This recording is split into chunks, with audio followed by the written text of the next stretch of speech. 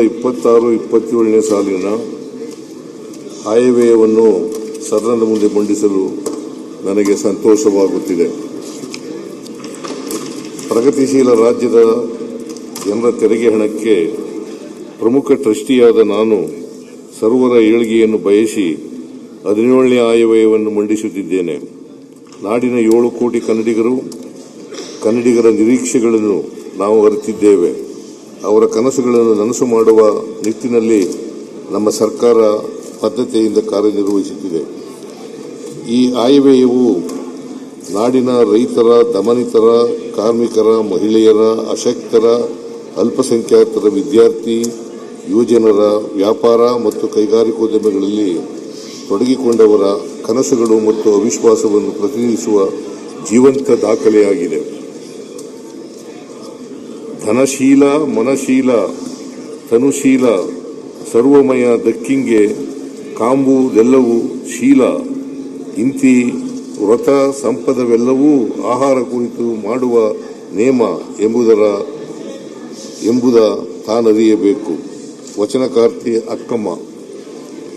ನಾವು ರೂಪಿಸುವ ಯೋಜನೆಗಳು, ವಿನಿಯೋಗಿಸುವ ಅನುದಾನಗಳು ಯಾರ ಏಳಿಗೆಯನ್ನು ಬಯಸುತ್ತವೆ, ಅವುಗಳು ಸದುದ್ದೇಶದಿಂದ ರೂಪುಗೊಂಡಿವೆಯೇ ಎಂಬುದನ್ನು ಅರಿತು ಮುನ್ನಡೆಯಬೇಕಾಗಿದೆ.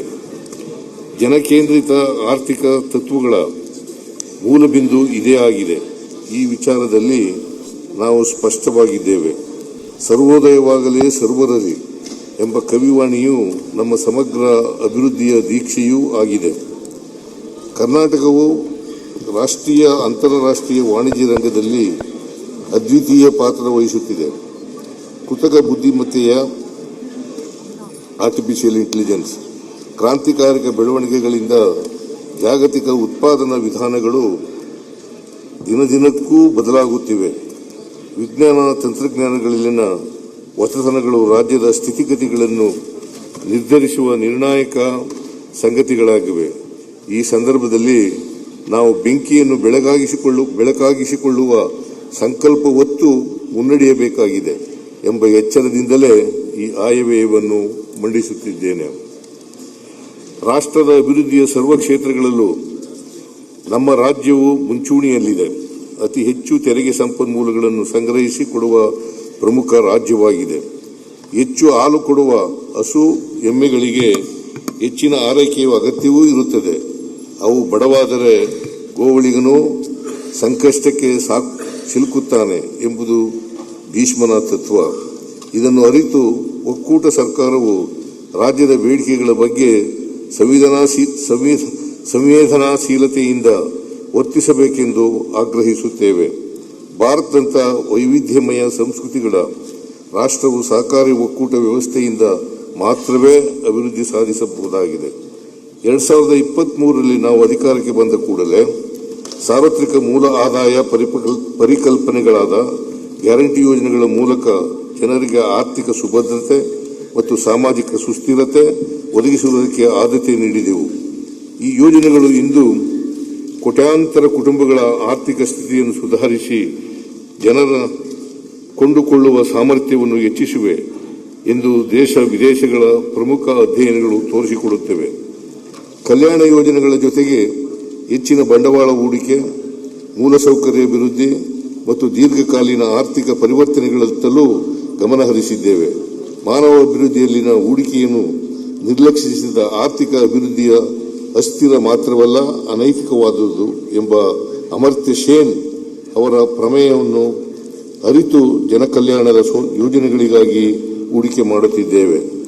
ನಾವು ಕರ್ನಾಟಕದ್ದೇ ಆದ ಸಶಕ್ತ ಹಾಗೂ ಸುಸ್ಥಿರ ಅಭಿವೃದ್ಧಿ ಮಾದರಿಗಳನ್ನು ರೂಪಿಸುತ್ತಿದ್ದೇವೆ. ಅವುಗಳನ್ನು 11G ಮಾದರಿ ಆರ್ಥಿಕಗಳೆಂದು ವ್ಯಾಖ್ಯಾನಿಸಲಾಗುತ್ತಿದೆ. ಗ್ಯಾರಂಟಿ ಎಕಾನಮಿ ಅಂದರೆ ಕಲ್ಯಾಣ ಹಾಗೂ ಲಿಂಗ ಸಮಾನತೆಯ ಹಾದಿಯತ್ತ ಕರ್ನಾಟಕ. ಗುಡ್ ಪಬ್ಲಿಕ್ ಎಜುಕೇಷನ್, ಸರ್ವರ ಏಳಿಗೆ ಬಯಸುವ ಸಮರ್ಥ ಸಾರ್ವಜನಿಕ ಶಿಕ್ಷಣ. ಗುಡ್ ಹೆಲ್ತ್ ಟು ಆಲ್, ಸಮಗ್ರ ಆರೋಗ್ಯ. ಸದೃಢ ಕರ್ನಾಟಕ. ಗ್ರಾಸ್ ರೂಟ್ ಎಕಾನಮಿ, ಕೃಷಿ, ಗ್ರಾಮೀಣಾಭಿವೃದ್ಧಿ ಮತ್ತು ಕಲ್ಯಾಣ ಕಾರ್ಯಕ್ರಮಗಳು. ಗುಡ್ ಗವರ್ನೆನ್ಸ್, ಜನಸ್ನೇಹಿ ಆಡಳಿತ.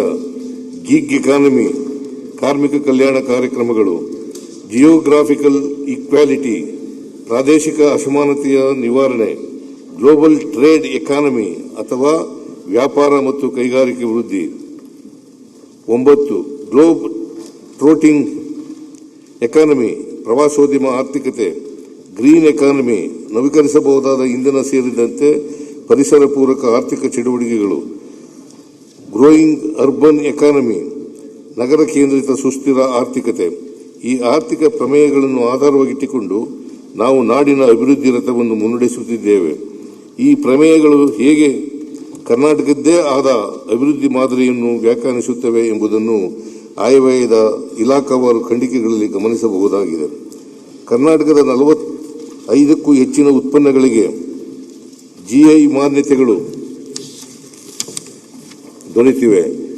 ಈ ಮಾನ್ಯತೆಗಳು ನಮ್ಮ ಜನರ ಪಾರಂಪರಿಕ ಕ್ರಿಯಾಶೀಲತೆಗೆ ಸಾಕ್ಷಿಯಾಗಿದ್ದು ಹೊಸ ಉದ್ಯೋಗಗಳ ಸೃಜನೆಯಲ್ಲಿ ಪ್ರಮುಖ ಪಾತ್ರ ವಹಿಸುತ್ತಿವೆ. ರಾಜ್ಯದ ಪ್ರಮುಖ ಇಲಾಖೆಗಳಲ್ಲಿ ಖಾಲಿ ಇರುವ ಹುದ್ದೆಗಳನ್ನು ಭರ್ತಿ ಮಾಡುವುದರ ಮೂಲಕ ಆಡಳಿತ ವ್ಯವಸ್ಥೆಯನ್ನು ಬಲಪಡಿಸುತ್ತಿದ್ದೇವೆ. ನಮ್ಮ ಚುನಾವಣಾ ಪ್ರಣಾಳಿಕೆಯಂತೆ ಉದ್ಯೋಗ ಸೃಷ್ಟಿಗೆ ನಾವು ಆದ್ಯತೆ ನೀಡಿದ್ದೇವೆ. ಈ ವರ್ಷ 56,432 ಹುದ್ದೆಗಳನ್ನು ಭರ್ತಿ ಮಾಡುವ ಪ್ರಕ್ರಿಯೆಗೆ ಚಾಲನೆ ನೀಡಿದ್ದೇವೆ. ಉದ್ಯೋಗ ನೇಮಕಾತಿಗಳಲ್ಲಿ ನ್ಯಾಯಾಲಯದ ಪ್ರಕರಣಗಳಿಂದ ಉಂಟಾಗಿದ್ದ ವಿಳಂಬವನ್ನು ಪರಿಗಣಿಸಿ ವಯೋಮಿತಿಯಲ್ಲಿ 1 ಬಾರಿಗೆ 5 ವರ್ಷಗಳ ಸಡಿಲಿಕೆ ನೀಡಿದ್ದೇವೆ. ಸರ್ಕಾರ ಹುದ್ದೆಗಳನ್ನು ಭರ್ತಿ ಮಾಡುವುದರ ಜೊತೆಯಲ್ಲಿ ರಾಜ್ಯದ ರಸ್ತೆ, ಸೇತುವೆ, ಕಟ್ಟಡಗಳ ನಿರ್ಮಾಣಕ್ಕೂ ನಮ್ಮ ಸರ್ಕಾರ ಆದ್ಯತೆ ನೀಡುತ್ತಿದೆ.